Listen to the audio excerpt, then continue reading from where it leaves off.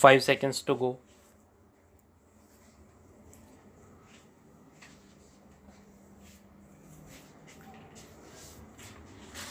Start. Sir, now the question arises and the amendment which honorable member has brought forward also raise the question, namely, to what extent the supremacy of parliament has to be accepted. Sir, at one stage, when the Supreme Court had struck down the Bank Nationalization Act and the Privy Purse abolition measure, there was a dominant body of thinking in the country that Parliament should be supreme. People then said, as eminent justice had said, that the constitution of a country should not be what the judges say, but what the people say. The feeling was like what President Roosevelt had said, namely that the courts should not be a third house, a third chamber, a super legislature, a super parliament. On policy question, parliament is supreme. Sir, then there has been further thinking on this question, and this constitution amendment bill also raises this question. So far as parliament's power to amend the constitution is concerned, particularly where individual rights are concerned, where property rights are concerned, and where parliament is passing legislations for the horizons, for the backward classes, for the scheduled castes, for the small and marginal farmers, for minorities, and so on, that power should be supreme, unchallengeable, and immutable. This should be beyond the reach of judicial review. But there is another question.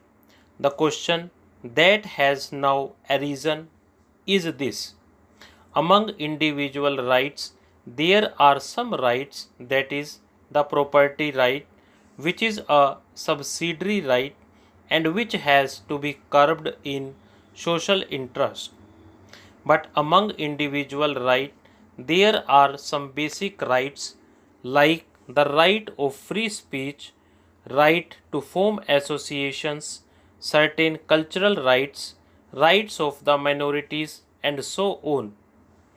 The question therefore arises that when we say Parliament is supreme and Parliament's legislations should not be checked or should not be judicially reviewed or should not be set aside or should not be declared ultra vires the constitution by the courts, then we say that so far as parliament's socio-economic legislations are concerned, like abolishing landlordism, curbing monopolies, curbing restrictive practices, curbing discriminatory practices, curbing exploitation of the weaker and backward sections, and so on, the courts should not come into the picture and they should not be able to interfere.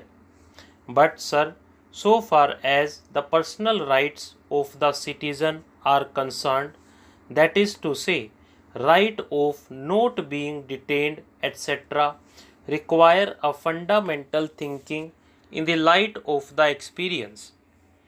The latest Constitution Amendment Bill, which has been passed, bases itself on the assumption that there is a basic structure of the Constitution which cannot be touched, the basic structure which enshrines the faith of a secular state, a republican state, a democratic state, a state committed to social change and advancement towards social objectives and social goals. Therefore, this basic structure is there.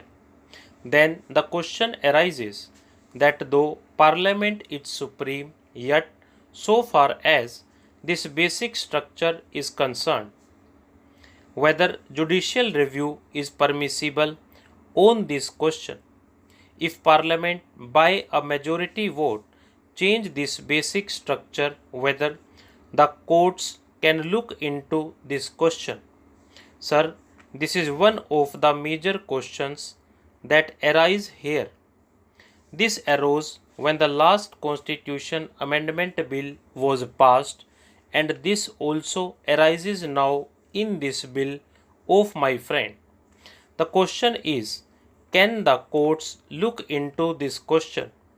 So far, the government have proceeded on the assumption that there is a certain basic structure like the concept of republicanism, concept of secularism, concept of democracy, and so on, which should be immutable.